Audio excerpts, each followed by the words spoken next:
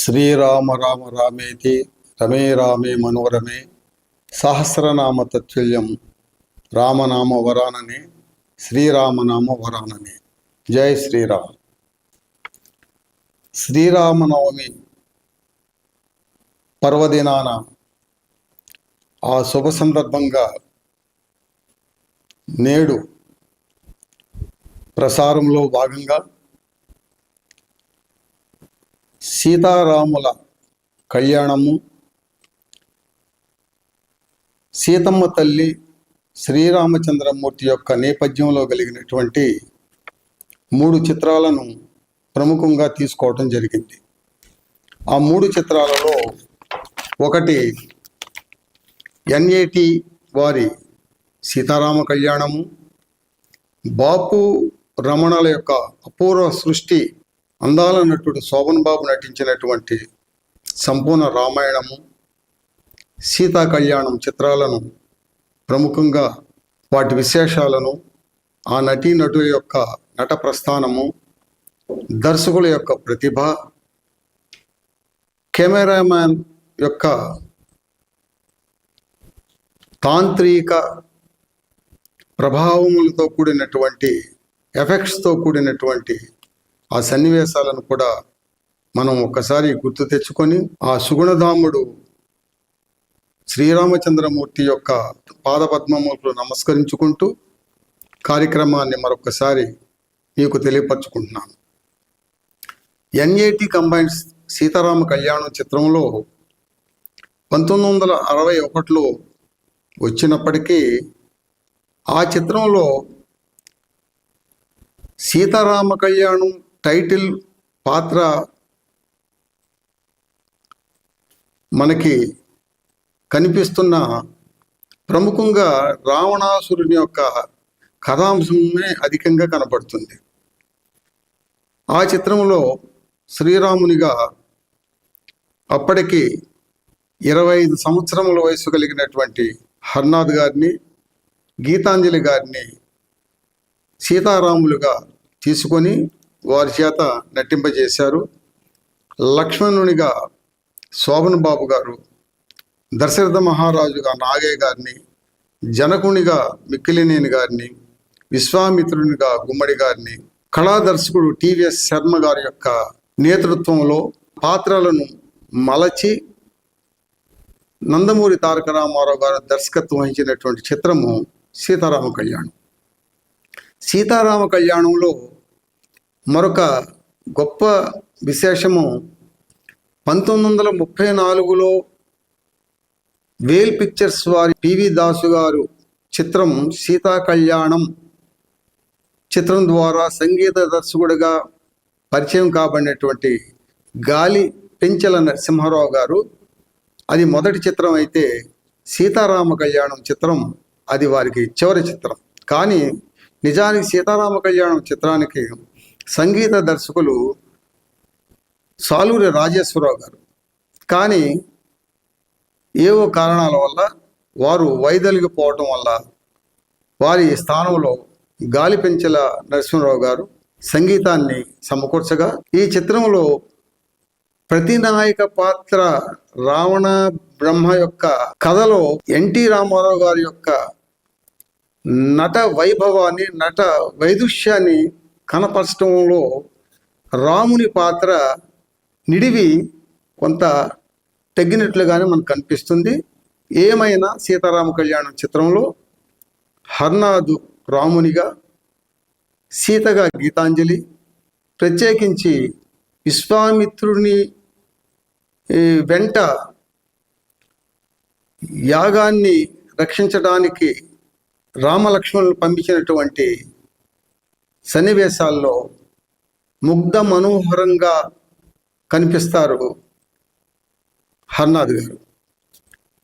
ఈ చిత్రం తరువాత 1972లో వచ్చినటువంటి సంపూర్ణ రామాయణం 1970-71 ఆ ప్రాంతంకి మన తెలుగు పౌరాణిక చిత్రాల యొక్క దశ పూర్తిగా సన్నగిల్లింది అనటానికి 2 ఉదాహరణలు చెప్పుకోవచ్చు. ఒక చిత్రము శ్రీకృష్ణ విజయము, మరొక చిత్రము శ్రీకృష్ణ సత్య. ఈ రెండు చిత్రాలు కూడా ఊహించినంత విజయాన్ని సాధించలేకపోయినాయి. అలాంటి సందర్భంలో బాపు ముళ్ళపూడి రమణ గారు సృష్టించినటువంటి అపూర్వ కళాఖండం అయినటువంటి చిత్రం సంపూర్ణ రామాయణం. సంపూర్ణ రామాయణంలో అందాల నటుడు శోభన్ బాబు గారు రామునిగా, చంద్రకళ సీతగా, నాగరాజు లక్ష్మణుడిగా ఆ చిత్రంలో తీసుకోవడం జరిగింది.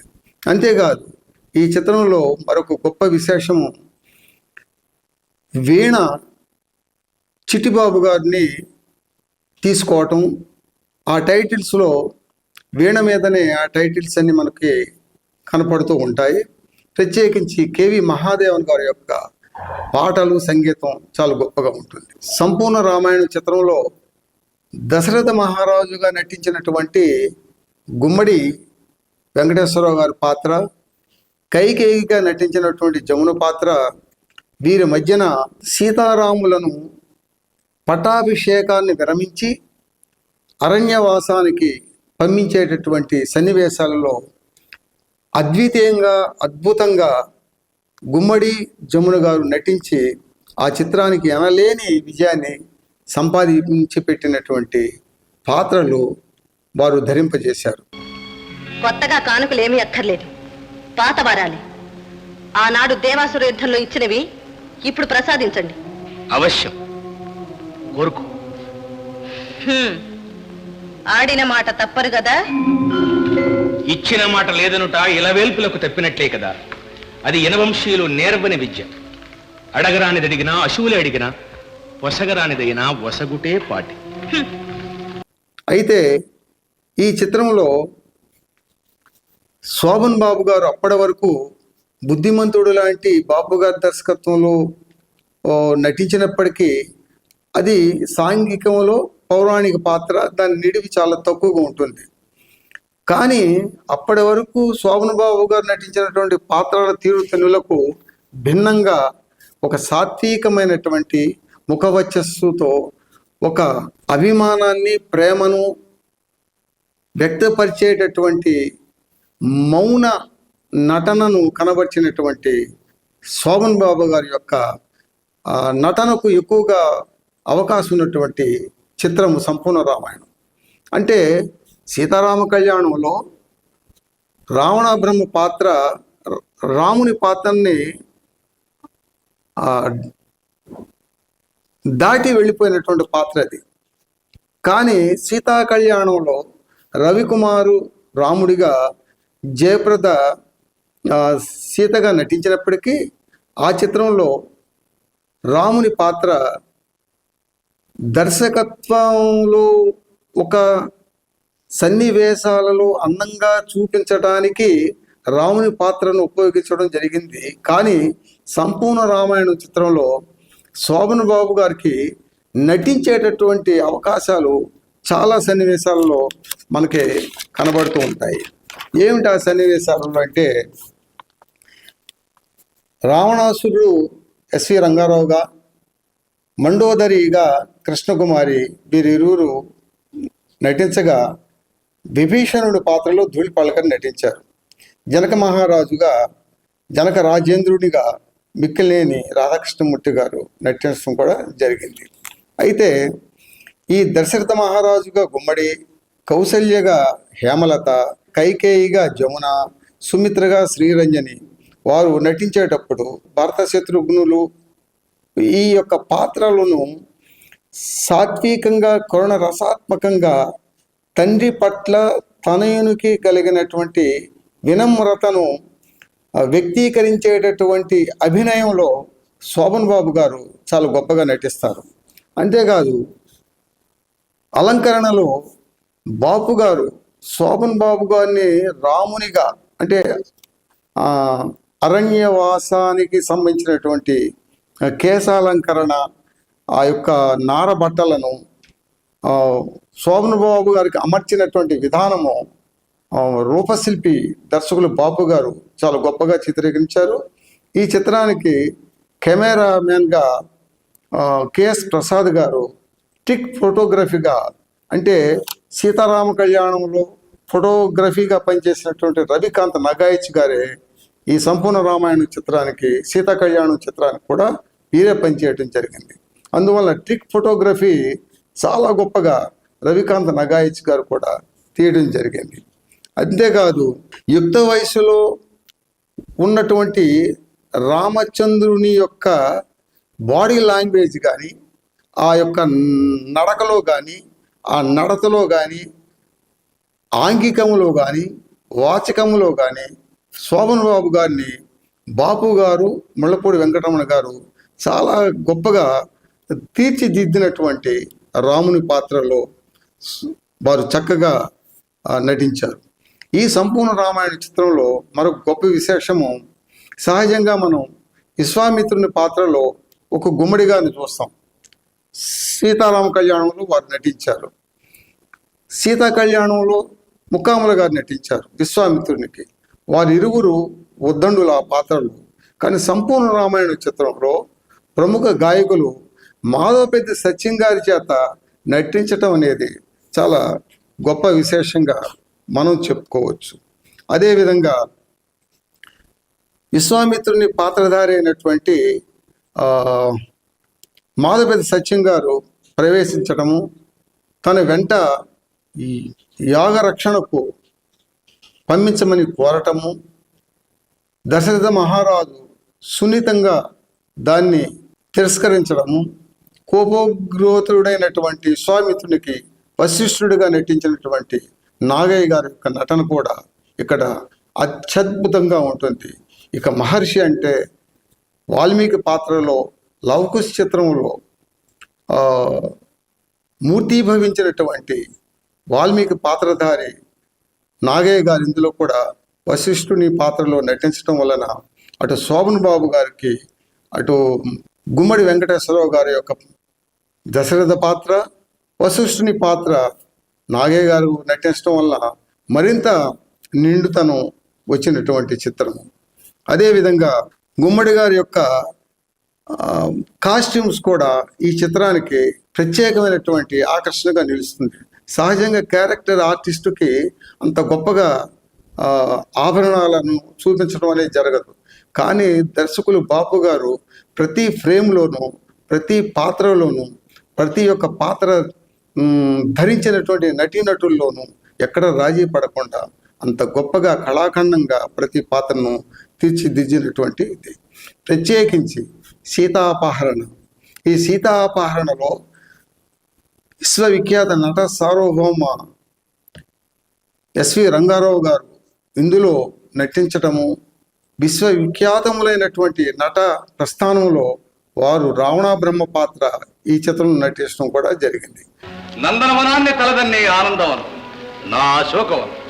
సీతారామ కళ్యాణంలో నందమూరి తారక రామారావు గారి యొక్క స్టైలు, రావణ బ్రహ్మ పాత్రలో వారు చూపించినటువంటి ఆ ప్రక్రియ దృష్టిలో పెట్టుకొని సంపూర్ణ రామాయణంలో బాపు గారు ఎస్వి రంగారావు గారిని రావణ బ్రహ్మ పాత్ర తీసుకొని వారికి కూడా కాస్ట్యూమ్స్ కానీ, ఆ యొక్క వాచకము ముళ్ళపూడి వెంకటరమణ గారు, ఆరుద్ర గారు కలిసి రాసినటువంటి సంభాషణలు కూడా ఈ చిత్రంలో చాలా గొప్పగా కనిపిస్తూ ఉంటాయి. అంతేకాదు మరొక సన్నివేశాన్ని, అంటే రాముని పాత్రలో శోభన్ బాబు గారికి ఎనలేని ప్రతిష్టని ఇమిడింపచేసేటటువంటి నటనను కనబరిచేటటువంటి స్కోప్ ఉన్నటువంటి పాత్ర శ్రీరామచంద్రుని పాత్ర. మరి ఏ చిత్రంలో కూడా ఇంతగా తీర్చిదిద్దినటువంటి దర్శకులు లేరని చెప్పాలి. అది ఒక బాపు గారే చేశారు. మరొకటి శబరిగా పండరీబాయి గొప్పగా నటించటము, దేవులపల్లి కృష్ణశాస్త్రి గారి యొక్క పాటలో పండరీబాయి గారు శబరి పాత్రలో రావటము, రామలక్ష్మణులు శబరిని సమీపించడంతో అక్కడ ఒక్కొక్క పండు తిని ఒకరదేదో తీపిదేదో చూసి చెప్పేటప్పుడు ఒక్కసారిగా శోభన్ బాబు గారు తల్లిని గుర్తు తెచ్చుకుంటూ ఆ కళ్ళల్లో కన్నీటి బొట్లు రాల్చకుండా ఉద్వేగభరితమైనటువంటి క్లోజప్ షాట్లో వారు చాలా గొప్పగా ఎక్స్ప్రెషన్స్ ఇవ్వడం జరుగుతుంది.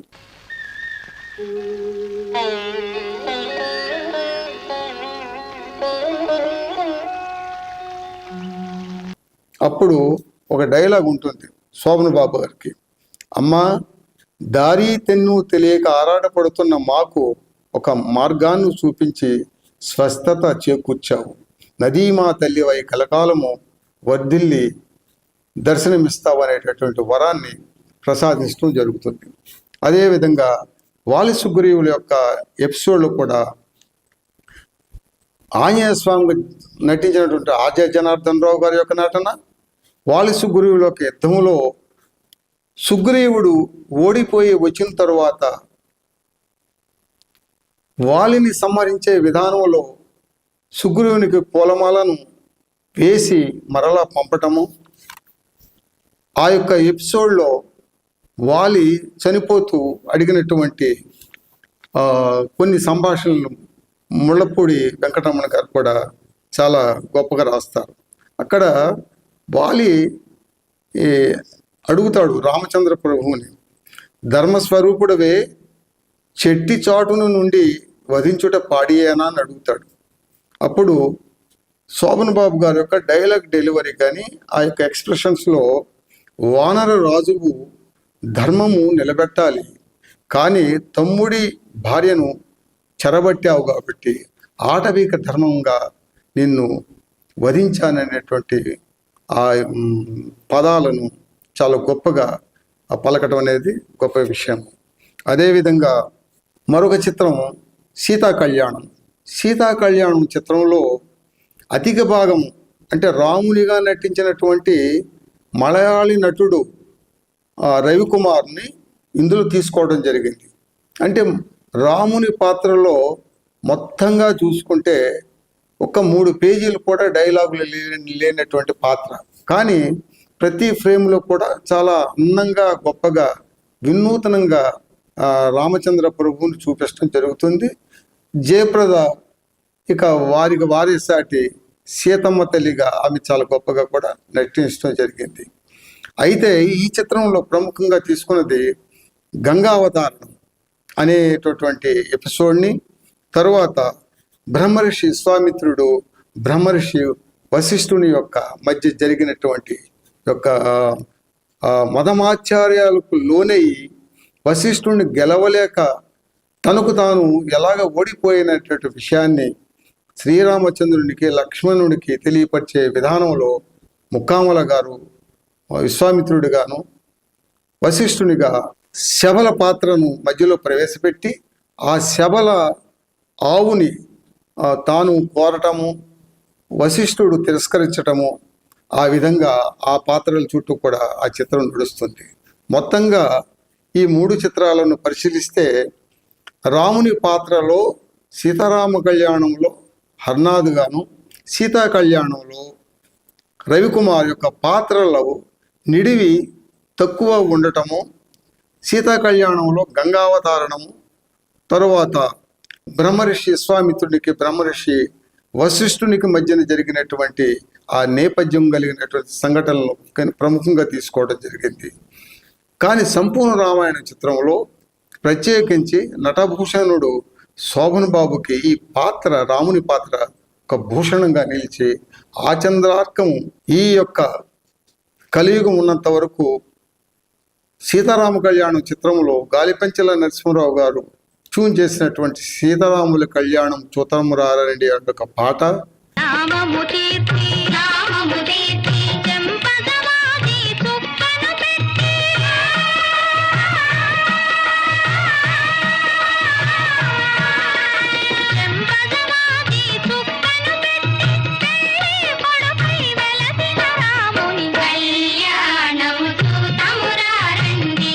శోభన్ బాబు గారి యొక్క రాముని పాత్ర, సీతా కళ్యాణంలో వారు దర్శకుని యొక్క ప్రతిభను కెమెరామెన్ కెఎస్ ప్రసాద్, రవికాంత్ నగాచి యొక్క ట్రిక్ ఫోటోగ్రఫీని చాలా గొప్పగా చూపించడం వల్ల ఎప్పటికీ మర్చిపోలేనటువంటి అజరామరైనటువంటి చిత్రాలుగా చెప్పుకోవచ్చు. సీతా కళ్యాణం చిత్రం లండన్ ఫిల్మ్ ఇన్స్టిట్యూట్లో అది ఒక పాఠ్యాంశంగా తీసుకోవడం అంటే మన తెలుగువారైనటువంటి బాపు గారి యొక్క ప్రతిష్టను ప్రపంచ దేశాలలో ప్రపంచ చలనచిత్ర భాగంలో మన పాత్ర ఏమిటనేది ఆ యొక్క గొప్ప దర్శకుడు బాపు గారు తెలియపరచడం వలన మనం ఎంతైనా కూడా వారికి రుణపడి ఉంటాం. ఏదైనప్పటికీ కూడా శ్రీరామనవమి పండుగ సందర్భంగా ఈ 3 చిత్రాల యొక్క విశేషాలను మీకు తెలియపరచుకున్నాను. జై శ్రీరామ్, జై శ్రీరామ్. నమస్తే.